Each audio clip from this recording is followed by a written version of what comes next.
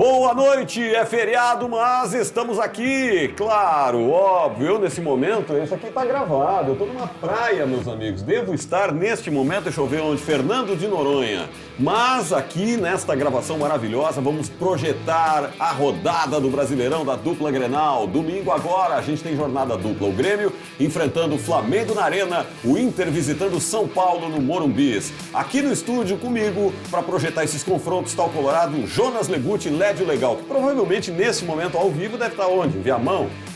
Devo estar na companhia dos amigos, degustando um bom vinho e comendo uma boa carne. O gremista Léo Nascimento, que não vive um grande momento, não ele, né, mas o clube, meu Deus do céu, não para de surgir situações ruins para o Grêmio. Onde é que você estaria nesse momento? Em Cubatão, talvez? Boa noite. Boa noite. Boa noite a todos. Cubatão, Heron. Aí tu me derruba, da né? Amazônia. Exatamente. Eu também não estou tão bem assim quanto o Grêmio também não está tão bem. Mas provavelmente estarei jantando junto com a minha filha, que está vindo me visitar de Santa Catarina, junto com o meu neto. Perfeito. Parabéns, um abraço a eles. Prepare suas teses, que nós vamos falar muito hoje, especial dupla Grenal, tá? E eu quero pedir desculpas a você, amigo telespectador, que a gente não tem a interatividade justamente pela gravação do programa de feriado. Mas debate é o que mais tem aqui. Vamos lá, para falar da Vinhos do Mundo, para começar. Esse recado é muito legal. Quer transformar cada momento numa experiência única com vinhos versáteis que combinam com diferentes ocasiões? Os chilenos da Casa Silva, além de super premiados, são opções perfeitas. Na Vinhos do Mundo você encontra o Casa Silva que mais combina com você. Passe numa loja, na Getúlio 1135, na Alameda Lípio César 203 ou na Cristóvão 1493. Vinhos do Mundo, aprecie com moderação.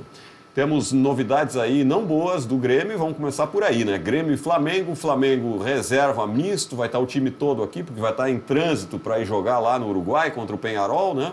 E tem notícias aí de Gemerson, eu não sabia, até ontem eu não sabia, Gemerson fora, meu caro Léo, zagueiro que o Grêmio precisaria, o melhor eu acho hoje, mais confiável, o zagueiro do Grêmio está fora porque já cumpriu 2 cartões contra o Galo e tomou o cartão contra o Grêmio e não pode jogar. Eu posso dizer que o Gemerson é titular junto com o Rodrigo Eli. Então. Mas ele está fora porque ele tomou 2 cartões, né? Exatamente isso. No Galo. Quando atuava pelo Galo e o Grêmio descobriu nesta semana aí esse nem o Grêmio embate. Sabia. Alguém lembrou lá, parabéns claro, a quem lembrou. Quem lembrou, né?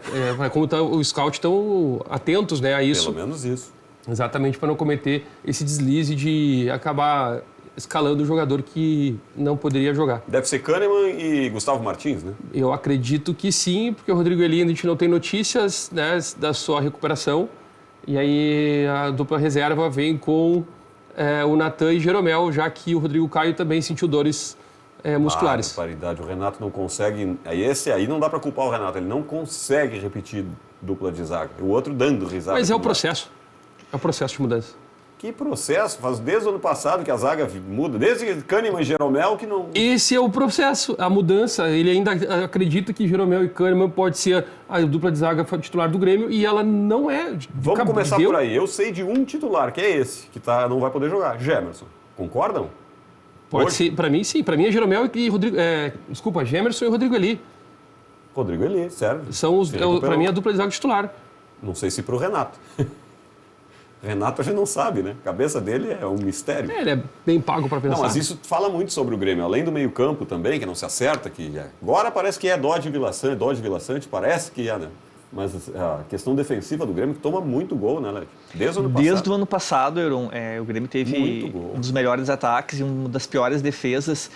Mas eu acho que o problema do Grêmio ele não é só das peças individuais. É claro que a gente não tem no grupo do Grêmio nenhum zagueiro jovem, afirmado, muito acima da média. Tem o Gemerson, que não estava num bom momento e não era aproveitado no Atlético Mineiro, mas por ter qualidade e ser um bom zagueiro, aqui vem se afirmando. Só que o restante do grupo do Grêmio, ele tem mais ou menos as mesmas características. São jogadores já com uma idade mais avançada, são jogadores que não são velozes e têm dificuldade na saída de bola, excetuando o Jeromel, que também já caminha para o fim da carreira. Além disso, o sistema defensivo do Grêmio, ele não é aquele sistema que te passa confiança. E eu sempre trago aqui que passa muito pelo Reinaldo. Mas, surpreendentemente, em algumas partidas, o lateral direito também, o bom lateral João Pedro, também vem falhando. E isso acaba prejudicando demais o Grêmio. Além disso, o Vila Sante... Os zagueiros ficam expostos. Ficam expostos, Heron. E o Vila Sante, que é esse melhor meio-campista do Grêmio, também, desde que voltou da seleção, não conseguiu performar. Então o Renato vai ter aí dores de cabeça para conseguir arrumar essa defesa. Porque, no meu ponto de vista, o time ele precisa ser organizado de trás para frente. Algo, por exemplo, que o Roger conseguiu fazer no Inter. É verdade. E lembrando que o Gustavo Martins prometia, mas acabou falhando, acabou meio que sendo escanteado, não sei se falta de confiança, mas era um zagueiro promissor, né, do Grêmio. Sim, se cobrava muito a escalação dele. A tendência é que para esse ano ele se destacasse, né? Mas aí já chegou Rodrigo Caio, chegou Gemerson, e aí começa a nebulosidade em cima do próprio atleta. Tem mais o Natan agora. E aí o Natan vem bem, aí acontece aquilo que aconteceu no Grenal da Copinha, em que os jogadores vão lá e mostram, não estão bem compromissados com a situação. Exatamente, o Renato tem dor de cabeça para poder montar o sistema defensivo, e que, por sinal, na Copinha o Gustavo Martins poderia ter jogado. Mas, enfim... Não, esse é um capítulo à parte da Copinha que eu quero falar contigo, já falei em outras oportunidades, temos que avançar nisso aí. Eu ainda tenho mistérios, eu não entendi essa história até agora. Não está muito bem explicado. O que está acontecendo? Eu acho que parece uma briga da direção com o Renato, mais uma. E aí tu acaba desmotivando teus atletas, né? O Natan Fernandes, por exemplo, que disputou essa partida do Sub-20, tem gol até em Libertadores, já foi titular do Grêmio e foi rebaixado para jogar. Mas eu vi muita reclamação sobre o Arezzo, que caminhou na partida contra o Inter pela Copa FGV. Agora, a gente precisa contextualizar, né? Jogador que já jogou La Liga contra Barcelona e Real Madrid, jogando competição Sub-20 no Rio Grande do Sul. Mais de 20 gols no Peñarol. Acaba desmotivando o atleta, né? Exatamente. Vamos corrigir, não é a competição Sub-20, a Copinha é uma competição profissional. Sim. Grêmio e Inter colocam o time Sub-20. Coloca o Sub-20 para dar rodagem e maturidade para os jogadores para a próxima temporada. O Grêmio, como tem jogadores em número elevado no profissional, para dar o ritmo de jogo, e não estão pegando, ou a lista, né, que a gente chama como os jogadores, o Renato pede para escalar os jogadores na Copinha. Certo. Ele faz certo. Isso tá certo. Mas existe um grande problema aí, que a torcida tem que entender. Esses jogadores não treinam junto com o Sub-20 que disputa. Segundo, o treinador do Sub-20 não conhece afinco os jogadores do profissional. E aí ele coloca para jogar sabendo as qualidades. Mas para fazer o ajuste durante o jogo e fazer com que as coisas aconteçam, primeiro, tu tem que motivar, tu tem que mostrar o que precisa ser feito. Os jogadores Sub-20 têm que acreditar que aqueles ali vão ajudar e eles também têm que correr para ajudar, porque não está tendo treino. Simplesmente vem a lista na terça de noite que eles vão jogar na quarta. E quarta-feira os caras vão pro jogo. Para mim, eu falei isso, para mim foi um escândalo. As pessoas não estão tratando desta forma. Para mim, um escândalo que o Grêmio fez. E o que eu estou falando, só para confirmar, tá? O que eu estou falando, para deixar registrado, isso é informação, tá? Não é eu achando nada. É informação que eu tenho exatamente com as categorias de base do Grêmio, que quando vem os profissional, coloca e estraga todo o trabalho feito do Sub-20. Mas é simples, eu estava falando aqui para vocês em off, a questão de salário, tá? Compara quanto ganha, vamos supor, o Arezzo, quanto ele veio ganhando, lembrando, o jogador que está os três custaram 10 milhões de dólares. Arezzo, Aravena e Monsalvo. São jogadores de nível e jovens, 20, 21 anos, jovens, da mesma idade praticamente da turma que está lá, jogando a copinha, certo? Salário do cara, 400, 500, 700, 1.000. Com um cara de 7 mil, 10 mil do lado. Esse aí é estrelão que está aqui castigado para vir jogar comigo. Eu estou só fazendo uma projeção. Não tem como dar certo. E o cara ainda fica brabo, vai jogar bravo, tipo, é castigo, vai lá jogar. Ele não tem motivação nenhuma, porque ele está sendo penalizado. Ele veio para ser titular ou para disputar a titularidade. Tem talento, está provado que tem, porque senão o Grêmio não tinha contratado. Ou então, a velha história. Então, para a direção, contratou errado, pagou 10 milhões por um jogador que a gente todos têm certeza que é bom, que é o Monsalvo. E outros dois que a gente não consegue. E tu imagina a cabeça desses atletas, Heron, porque qual o recado que passa quando tu pega um jogador que está no profissional e coloca ele para jogar a Copa FGF? Tu não é importante no grupo e tu não vai ser aproveitado, tu não tem espaço. Isso aí. E aí acaba ocasionando esses desvios de foco. A gente viu o Diego Costa, jogou contra o Juventude, foi expulso, não jogou nada, aí botou... quando precisou tirar o Bright White, botou o Diego Costa e não botou o Arezzo. Então, o Grêmio parece uma sucessão de erros, Heron. Isso aí a gente até já falou várias vezes. O que me preocupa é o erro repetido, porque agora vai jogar contra o Flamengo e o erro vai se repetir. O fato deles terem jogado a copinha ali, tudo indica, e é o que a imprensa está projetando, é que é o Diego Costa, o reserva do Bright White, de novo. Exatamente. Contra o Flamengo. Exatamente. O Arezzo não está nos planos. Então... E mais uma vez nessa partida, né, Léo? O Renato ele permanece suspenso, ele não pode nem ingressar no estádio. A pena ela foi reduzida de 4 para 2 jogos e o Grêmio está envolvido em outra polêmica que é do auxiliar do Alexandre Mendes, do Renato. Então, assim, é um turbilhão de fatos que vem aparecendo e o Grêmio parece não ter, assim, a ver a luz no fim do túnel para começar a resolver. Estamos vendo lances aí do turno, tá, pessoal? 2-1 foi para o Grêmio. O Flamengo ganhou, claro. 2-1 para o Flamengo no primeiro jogo. Agora é a vingança, Léo Nascimento. O Grêmio vai tirar uma mística de algum lugar para ganhar esse jogo. A gente fez o ano passado, né? Sem Soares, o Grêmio venceu o Flamengo, porque não pode vencer agora. Todo mundo esperava. Eu acho também que o empate vai ser muito bem comemorado. Mas tu lembra como é que foi aquele jogo? Foi meio que um acidente, né? Uns gols maravilhosos, assim, em questão de minutos. Pá, pá, pá! Foi uma mística. Tem vários outros jogos do campeonato que a gente pode lembrar, né? Com esse, com o Paranaense, que o time reserva do Grêmio foi lá e tocou ao natural, assim, um monte de gol, sabe? Do nada. Exato. Lembra? Mas, enfim... Enfim, minha preocupação é o erro repetido. Exatamente por isso, até porque o Flamengo vai jogar com o time misto, apesar que vem com toda a delegação para Porto Alegre, vai ficar em Porto Alegre para depois viajar para o jogo da Libertadores. E aí, como que eles vão se comportar? Porque o Renato precisa montar o seu time titular. Ele está com tempo a treinar, né? Não vai saber até a hora, porque eu acho que o Tite não sabe. O Tite não sabe o time que ele vai botar. Vai depender muito. Por exemplo, o Gabigol. Não, mas exatamente, esse é o detalhe. E eu falei isso aqui em outro momento. O ano passado, o Renato... É onde eu coloco que o Renato está muito mal esse ano. O ano passado, o Renato montou todos os jogos, todos os times para todos os jogos das competições que disputou, conforme o adversário jogava, ele montava o time do Grêmio. E esse ano ele fez diferente. Esse ano ele disse que ele ia fazer o time dele para jogar contra os outros adversários. Exatamente. E ele ficou cravadinho nesse 4-3-3. E ele tentou depois fazer um 4-2-3-1 logo no início, não deu certo. Ele achou o 4-3-3, que foi bem no gauchão, começou e deu uma tropeçada. Ele foi para o 3 zagueiro, que foi aquele jogo lá com o Palmeiras. E aí depois ele se acertou. O time jogou bem ali 4, 5 partidas, já não deu certo, porque perdeu peças. E aí ele voltou para o 4-3-3 e aí começa nesse ajuste no 4-1-4-1, 4-3-3 e aí não sabe exatamente o que está acontecendo. Esse ano ele está muito perdido nisso.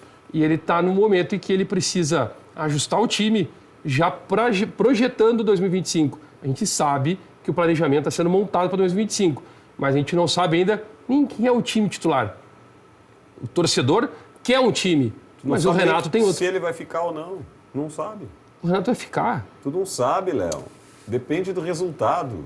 Tu tem dúvida que se começar a perder, oremos, se começar a perder e não classificar para nada, tchau pro Renato. Não, mas o Sul-Americano, o Grêmio vai estar no ano que vem. Bom, mas tu acha, né? Eu também acho. Eu acho até Libertadores. Se o Renato tiver uma luz e escalar certo, time o Grêmio tem. 16 clubes vão classificar esse ano. Sim, é verdade. Vai de 10 G9, o 16º está na Sul-Americana. Mas não é assim, cara. Tu sabe, por exemplo, uma goleada do nada. Toma uma goleada no Grenal. Tchau pro Renato. Ele mesmo pede Moreno. Não vai. Pede. Ele não abandona. O Renato nunca abandonou o Grêmio. Essa sequência de jogos que o Grêmio vai ter pela frente foi a mesma sequência que colocou o clube na zona de rebaixamento no primeiro turno. Exatamente. Então, assim, é preciso ter muita atenção para os próximos jogos. Excetuando o Criciúma, jogos que o Grêmio pode perder todos eles. Até porque seria natural. O momento do Grêmio não é bom, Léo, e no meu ponto de vista, o melhor Grêmio que eu vi esse ano era o 3-5-2 e parou de dar certo por erros do Renato, que incluem não jogar com Monsalvo e Cristaldo. Quando ele quis colocar ali os bruxinhos dele, ele acabou perdendo a mão nesse time. E aí ele fica tentando mudar a formação e por um milagre que o time volte a jogar. Só que milagre não acontece, tem que trabalhar. Se eu sou gremista, eu ia torcer para que ele retornasse ao 3-5-2, porém dessa vez, com Monsalve, com Cristaldo, com Vidiaçante, coloca os melhores, faz o simples, não inventa, não tenta provar para a imprensa que é o dono da razão. Faz o que tem que ser feito. O Flamengo vem para jogar aqui com todo o time vai estar aí. Ou seja, o Tite na hora vai decidir conforme resultados e tal, porque ele vai jogar com a decisão lá em Montevidéu. Então já vai estar ele vai ter toda a disposição. O Renato não vai ter como saber antes que Flamengo vai entrar em campo. Então essa tática aí ele vai ter que usar. E outra pergunta, quem é que marca o lateral? Agora precisa marcar. O Flamengo é time agressivo, vem para cima, etc. Quem é que vai marcar a lateral, já que agora é Monsalve? Ele não respondeu essa pergunta, ele perguntou para a imprensa. Mas é que aí, quem é que marca a lateral? Mas aí é exatamente, ele vai dizer... É o Monsalve? Não é o Monsalve que marca. Vai cair o volante. E aí fica desguarnecido. Não, mas como vai ficar desguarnecido? É tão simples. Se o jogo está pelo lado do campo, o lateral cai para o lado para fazer a marcação. O meio não vai ficar descoberto. Quando a bola vem para o meio, o volante volta. Os jogos do Grêmio, tu vai ver os caras chegam voando, brincando. O zagueiro, olha o Rodrigo Caio, sempre no mano a mano, os caras chegam voando ali. Mas a marcação está errada, está feita mal feita. Assistiu o São Paulo ontem com o Botafogo? Assisti. Botafogo abriu, o Flamengo, meu Deus, o São Paulo abriu mão de jogar. Mas é um time acertadinho, redondo, não é? Tá onde está por causa disso. E conseguiu segurar o 0-0. Não, calma. O quê? O São Paulo não segurou o Botafogo. Claro que o segurou. Botafogo foi incompetente de não fazer os gols. É uma leitura. Não. É uma 20 leitura. Oportunidades de chances de gol. 20 claro. No primeiro tempo. Isso é incompetência. Tudo bem. Mas quem teve sucesso... Até o Ender Valencia fazia gol. Mas na estratégia de jogo, quem teve sucesso foi o São Paulo. Onde eu quero chegar... Eles invadiram a área do São Paulo todas as vezes. Não deixa eu olhar o bico. Onde eu quero chegar é que o São Paulo é acertadinho, mal ou bem acertadinho. E tomou esse calor do Botafogo. O Grêmio vai jogar com esse Botafogo e o Grêmio não se o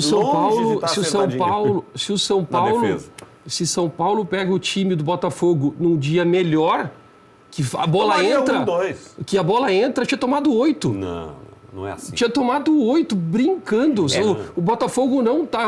A noite da bola não entrar era do Botafogo. Sim, concordo. Não.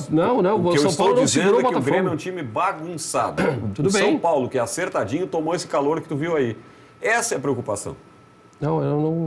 Mas a gente precisa ressaltar, né, Heron, que o Flamengo ele não está assim num momento brilhante, né? O Tite ele vem sendo questionado, não é unanimidade na torcida e não pratica assim um futebol de encher os olhos. E ainda assim está nas quartas da Libertadores. É competitivo, Tite. Está na Copa do Brasil, quartas também, eu acho. Porque aí vem o outro lado. No bolo para título no Brasileirão. Só isso. E não mas aí outro detalhe, ele não está bem. Mas é quem que está resolvendo? A individualidade do Flamengo. Claro. E não é o time no coletivo. Não, e outra, a defesa é boa. O Tite sabe fazer defesa. Toma poucos gols. E toma pouco gol, sim, pode olhar. Tudo é difícil fazer gol no Flamengo. Sim, tudo bem. Mas aí a individualidade do Flamengo está salvando ele. Se tu tira a individualidade no grupo, não tá. Ao contrário do São Paulo, que não tem individualidade, tem o grupo, trabalhando junto. De La Cruz machucado, Arrascaeta machucado, quem mais está machucado? De La Cruz... Tem 5 machucados. De La Cruz deve jogar. Pedro machucado. De La Cruz deve jogar contra o Grêmio. Ah, é? Opa, tá voltando então. Olha só, a gente tem que dar essa informação. Em razão aí de informações que circularam nos últimos dias, o Grêmio comunica que afastou preventivamente esse assunto que a gente passou aqui, o técnico Alexandre Mendes, né? Ele foi dispensado dia 17 para tratar de assuntos pessoais.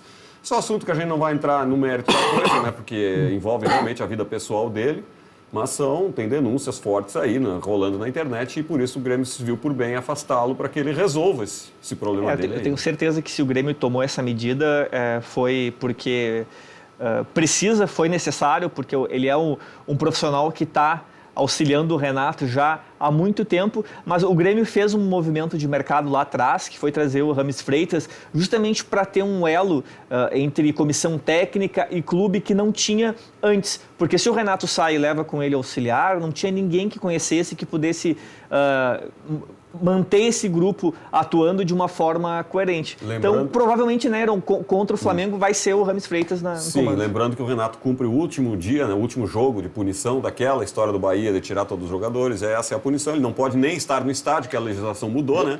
Ele não pode nem estar no estádio, vai ficar no hotel assistindo. E aí seria o Alexandre Mendes, de novo, né? O substituto não pode. Marcelo Salles e James Freitas, os outros auxiliares que vão comandar o time aí no domingo. O jogo é às 6h30 da tarde na Arena contra o Flamengo. Por isso que eu falo, quando a draga vem, quando a zica bate tudo junto, cara. É uma confusão. Por isso que eu acredito E coloquei aqui no outro programa nosso, falando dos 5 jogos do Grêmio, contando o Flamengo e o último, que seria o Grenal. Vamos ver aqui. O Grêmio agora, faria... Tá aí, ó. Vamos falar de novo, então. O Grêmio faz...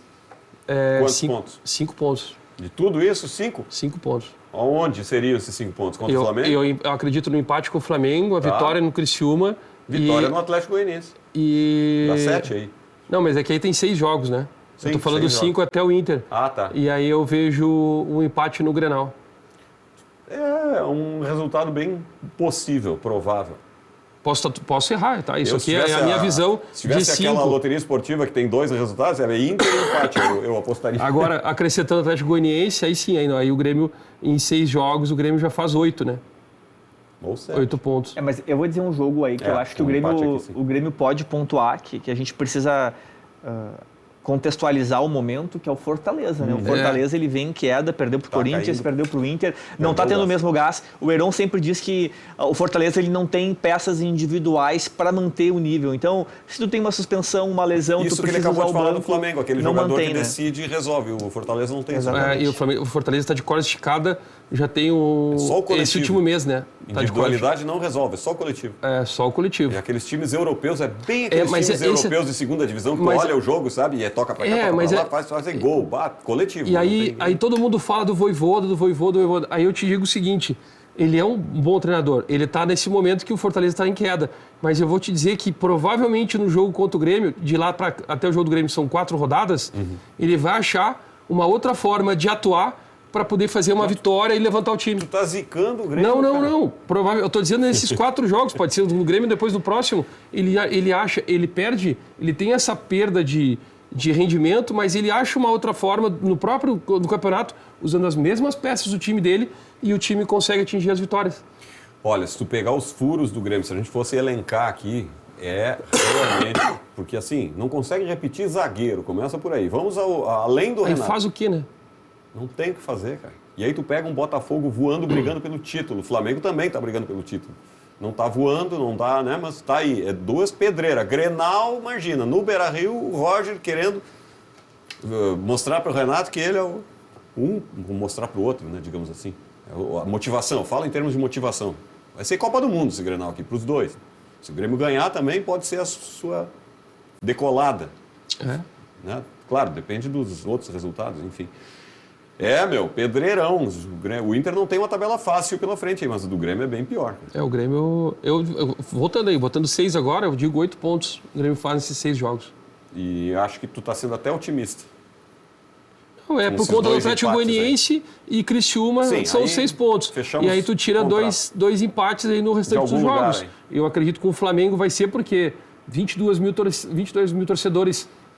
na arena, a retomada da arena, vai estar funcionando, o refletor, toda aquela história, né, a mística, a torcida junto, pode ser que dê um up diferente e o Grêmio consiga fazer algo contra o Flamengo, que está vindo de um time misto para reserva. Boa.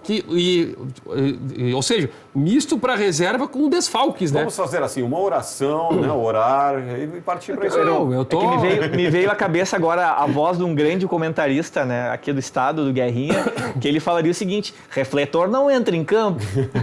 Então não adianta ter refletor e o time tá uma bagunça dentro de campo. Mas eu não posso jamais dizer que o Grêmio não é favorito jogando dentro da arena. Isso aí. Concordo. E eu acho uma falta de respeito do senhor, tá? Enquanto o colega está tecendo uma tese, fica com risadinhas aí, fora da câmera. Tá? Vamos falar do Self-Service, dica para quem gosta de levar vantagem. A gasolina mais barata de Porto Alegre você encontra no posto Self-Service, esquina das avenidas Alberto Bins e Cristóvão Colombo. Não fique andando igual barata tonta pela cidade, corra para o Self-Service, encha o tanque com a gasolina mais barata da capital.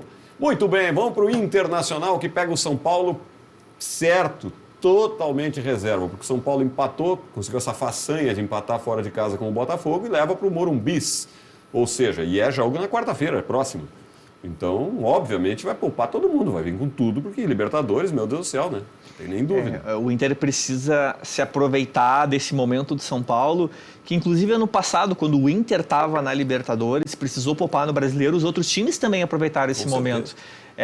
Eu não acho que vai ser uma partida fácil. Olha a vacina. Mas ela se torna mais possível um resultado positivo. Não dá curva. Por essa questão do São Paulo não estar com seus principais jogadores.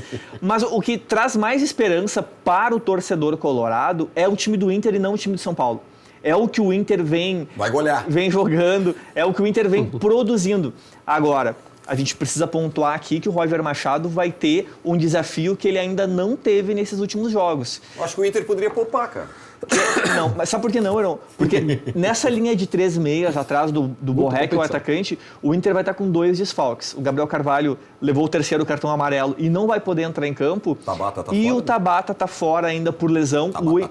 O Inter não divulgou qual que é o prazo de retorno do jogador. Eu acredito que ele vá viajar, que ele possa ser relacionado, mas ele não tem condições de iniciar a partida.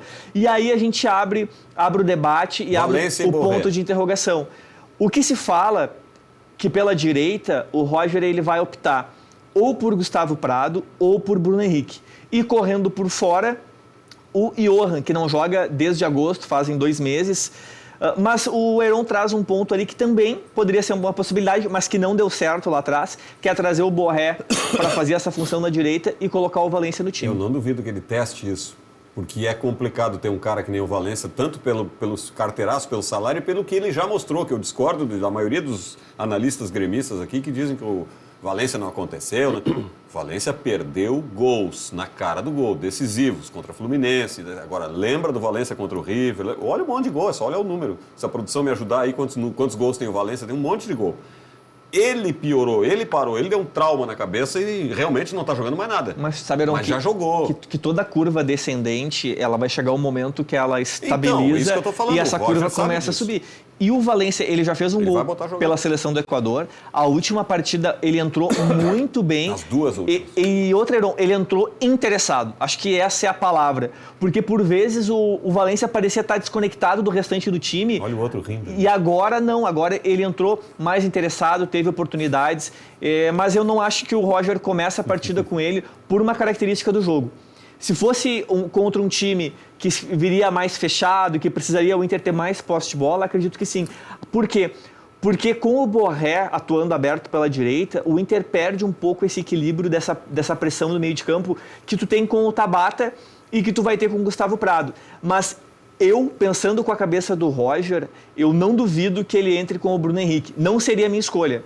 Mas claro, a gente vê nas partidas que a substituição que ele faz por vezes ali é colocar o Bruno Henrique até para ter mais experiência nesse meio de campo, mas não seria a minha escolha. A produção me deu uma informação, não era exatamente o que eu queria. É 8 gols nessa temporada, em 26 jogos, é isso? Isso aí. Eu queria era o número de gols no Inter, para mostrar o Ener Valencia, que ele já foi. Isso que eu quero dizer. O senhor está rindo, agora é a sua vez. Não, é porque ele... Deixa eu te perguntar. Ele falou da curva. Quem é melhor hoje, Ener Valencia ou Braithwaite? Braithwaite. Tu deixaria o Ener de fora para botar o Braithwaite? Banco. Tá. Banco. Agora não, ele falou. Ou o Diego Costa? Ele falou. Ener Valencia, o Diego Costa não tá jogando. Ah, então, olha aí, ó. Mas ele falou da curva, né? Que como uma hora a curva tem que mudar, eu só quero fazer uma lembrança. João Pedro Galvão ficou no Grêmio 1 ano e a curva não mudou. Então, né, ele era a reserva do Valencia. Essa é a diferença. O JP Galvão não mostrou em nenhum momento. Não, mas ele tinha interesse também. Ele também tinha interesse. Ele também tinha interesse, tem que jogar, né? Mas o Ener jogou, mas a curva não, mas a curva não ajudou. O Grêmio fez 3. 21 gols tem o Valência que me informa. Eu peço que a nossa audiência tenha compreensão com o amigo Léo. Eu acho que os remédios que ele está tomando para tosse está afetando o cérebro dele. Tá. Porque tu colocar o JP tem 3 gols Galvão e Valência na mesma frase beira a insanidade. Eu acho que o Léo, ele tá ficando fora da casinha. Os dois jogaram junto e o JP era reserva. Era reserva. Era reserva do Valência. O JP jogou lá, sei lá, 40 partidas, fez 3 gols no Gauchão, que eu lembro. O Ener tem 21 gols. Sim. Tá. Não, e a gente não pode achar que é um problema tu ter o Valência no banco, né? Que é um jogador extra classe, que tem qualidade, pode ajudar o Inter. Tudo tem seu momento. O Borré, ele vai levar o 3º cartão amarelo. Daqui um pouco o Roger, nos treinamentos, ele tenta uma outra forma de jogar de acordo com o andamento da partida. Então, assim, não é o fim do mundo. Até pouco tempo atrás, o próprio Cudê sofreu isso pela Copa América. O Inter não tinha Borré, não tinha Valência, o Alário lesionado, precisou jogar com os jovens. Então, assim, vamos celebrar esse momento, que é um momento elemento de dúvida, mas pelo lado positivo, que o Roger está ganhando opções, sejam elas na lateral direita agora com o Brian Aguirre, seja no meio de campo, que o Fernando e o Thiago Maia vêm jogando muito, e seja lá na frente com Borré e Valência. O que eu digo é que não é um jogador, ele não está acostumado à reserva, entendeu? Não tem nem salário, nem... Mas não se tem nenhum... Não, ele está acostumado sim, não no Inter, mas ele está acostumado à reserva. Não se tem nenhum relato que o Valência está descontente por estar no banco de reservas. Eu acho que o Roger ele conduziu muito bem essa situação. Quem é que vai estar contente no banco de reservas? Não, eu não disse que ele está contente, eu disse que o Roger ele conduziu bem a situação. Porque ele deixou o campo falar e está escalando melhor. Não vai ser no carteiraço que o Valência vai entrar. Se o Valência entrar contra o São Paulo no segundo tempo, fazer 2 gols e o Borré não ter uma boa participação, a gente começa a cogitar o Valência ser titular novamente. Agora, o próprio Valência, que é um atleta de seleção, Europa, experiente, sabe disso. Não é porque ele é o Valência que ele tem que ser titular. Ele tem que ralar lá dentro do campo. Concordo, aconteceu com o Alan Patrick. Voltou e jogou. Exato, excelente exemplo. Vou ajudar vocês a pensarem com a cabeça do Roger. 54 jogos, 21 gols o Valência. Viu? O número dele não é ruim. Esse é o número. O número dele não é ruim. No Inter. O número dele não é ruim. Já que o Tabata e o Carvalho não vão jogar, que é 50% do time do Inter... Quem disse? O Roger, eu estou dizendo. O Roger vai, com esses desfalques, certamente, ele não vai botar o Borré e o Valência para jogarem juntos e vai colocar um meio-campista para fazer no lado direito. Esse é o Roger. Ele vai botar alguém ali para adaptar, alguém que saiba marcar, para poder fazer uma saída, talvez, em velocidade. Do São Paulo, que eu nem conheço, confesso, provavelmente vai ter muita gurizada. Né? Aliás, tem um garoto que tem jogadores tá no bons. time titular, como é o nome dele lá? Tem o Nestor, tem o André Silva. William Borges. Igor, tem um lateral. O São Paulo ele tem um bom elenco. Todos estão lançando o garoto. O Luiz Gustavo vem para jogar contra o Inter. Como é que é o nome que falou? William? Não. Igor. O Nestor joga, e o Luiz Gustavo eu sei que vem para jogar contra o... Então, aí o Roger com essa gurizada vai ser correria, ele tem que se segurar um pouquinho. Mas o Roger tem que mexer o menos possível nesse time porque vem dando certo. Quando eu digo menos possível, é justamente trocar o 6 pela meia dúzia. Porque, por exemplo, o lado esquerdo do Inter com o Bernabé e com o Wesley vem funcionando muito bem. A gente precisa ressaltar aqui as boas atuações que o Bernabé vem fazendo como lateral esquerdo. Então, na direita, coloca alguém mais próximo do Gabriel Carvalho. Eu iniciaria com o Gustavo Prado, que quando entra bem, fez o gol da vitória contra o Fortaleza, é um jogador que tem posição física e pode contribuir. Às vezes que ele começou como titular, ele não foi bem. Só para dizer que esse jogo que a gente está vendo é do 0-0 do primeiro turno. Esse jogo foi lá no Heriberto Hilse, Foi um bom resultado, o Inter deixou de tomar ali. O Inter ainda era o Cudê, o Inter não fez uma boa partida. Era aquela transição de um Inter mais reativo e não conseguiu criar oportunidades de gol contra o São Paulo. Era para ter ganhado e não conseguiu fazer os gols. O São Paulo foi superior nessa partida. Mais ou menos, um pouquinho menos do que esse contra o Cruzeiro, que o Inter escapou ali de tomar, graças ao Antony, né? Contra o Cruzeiro foi muita superação, né, Heron? Porque a gente estava com 10, teve um jogador expulso, mas ainda sobre o meio de campo do Inter, tem uma peça que está sendo fundamental e como está jogando bem, que é o Alan Patrick. Desde que ele retornou, realmente ele assumiu novamente o protagonismo, é titular desse time e pode ser um fator desequilibrante contra o São Paulo. Muito bem, então temos esta pequena projeção, lembrando as diferenças, tá? De Flamengo para São Paulo. Acho que é importante dizer. Tudo é no achômetro. São Paulo é totalmente titular, ele não tem o grupo extenso que tem o Flamengo, não tem as lesões que tem o Flamengo, do time titular, jogador recuperando, etc, etc. Então, me parece que a tendência é o Flamengo usar time misto, a depender, né, do que pensa o Tite, enfim. E já o São Paulo não, é totalmente reserva. Agora, para o Grêmio, talvez até seja melhor se ele botar... Isso que é uma tese maluca que eu tenho, que talvez seja até melhor. Eu prefiro, modestamente, um Arrascaeta querendo se poupar, querendo voltar de não sei o quê, do que uns gurizão lá comendo a bola, voando. Tu viu, né? Quando dá correria para cima do Grêmio, é ruim, né? O que tu prefere? Se tivesse que escolher, vem o Flamengo reserva ou bota esses... Pontualmente, o Arrascaeta não entra no jogo para se poupar. Não entra. O Arrascaeta, De La Cruz não entram. Mas eu acredito sim que o Tite vai sim com o time reserva. Reserva? Todo reserva? E exatamente o time reserva dele também tem desfalques, né? Tem. O time reserva também tem desfalques, estão com lesões, né? Então ele vai ter que fazer uma mistura muito bem feita para poder tentar tirar ponto do Grêmio. Ó, em termos de camisa, a tabela do Inter é pior, hein, que a do Grêmio. Em termos de camisa, porque o Grêmio tinha ali o Criciúma e o Goianiense. São dois times menores. O Inter não tem, é só a grife, ó. O Red Bull só o Bragantino. E o Bragantino e o hoje Vitória. Aonde? Ah, tá o Vitória ali que eu não tinha visto. Tá que é o jogo mais perigoso. Tá equilibrado. Não, pro antigo Inter. Não é mais, né? Vamos ser São sinceros. Paulo, o Red Bull é o jogo atrasado, meio da semana, aí vem o Vitória, depois o Corinthians, que agora é um péssimo momento para pegar o Corinthians, tá muito bem. É um novo Corinthians, né? Porque o Corinthians teve 10, 11 reforços. É outro time do que era do primeiro turno. Precisa escapar do rebaixamento. Eu não sei como é que ele não vai se atrapalhar. Ele vai ter que se atrapalhar, ele tá em muita competição e não tem time. Mas é que tá, ele largou um monte de reforços para poder montar os dois times. Um para as Copas e o outro para o Campeonato Brasileiro. O Depay deve estar nesse jogo, hein? Olha. Depois Grenal e Galo. Fora de casa. Meu Deus do céu. É importante pontuar o máximo possível nessa sequência, porque depois o Inter tem jogos menos difíceis, né? Porque conforme vai afunilando as rodadas, vão sendo definidos os times que brigam pelo rebaixamento, pela Libertadores, os times eles começam a dar vida em todas as partidas. É verdade. Vamos para a tabela, só para ver como é que está a situação aí, para fechar aqui o programa. Então temos aí o Botafogo líder 53, está aí o Flamengo, ó, 45, não está longe, está brigando pelo título. Palmeiras, Fortaleza e Flamengo. Lembrando que Fortaleza está descendo, né, de paraquedas. São Paulo, Bahia, Cruzeiro, Inter, Vasco e Atlético, Juventude, Bragantino, Atlético Paranaense, Grêmio, Criciúma, Fluminense e os últimos Vitória, Corinthians, Cuiabá e Atlético Goianiense. Só um ponto sobre essa tabela, o Inter ele é o oitavo colocado com 38 pontos. E 2 jogos a menos. E ele tem 2 jogos a menos. O Grêmio também tem 2 a menos. Ou seja, uma vitória contra o São Paulo deixa o Inter a 3 pontos do São Paulo com um jogo a menos. Por isso a importância desse jogo, desses 3 pontos e Com também 2 pelo jogos a momento menos. de São Paulo, né?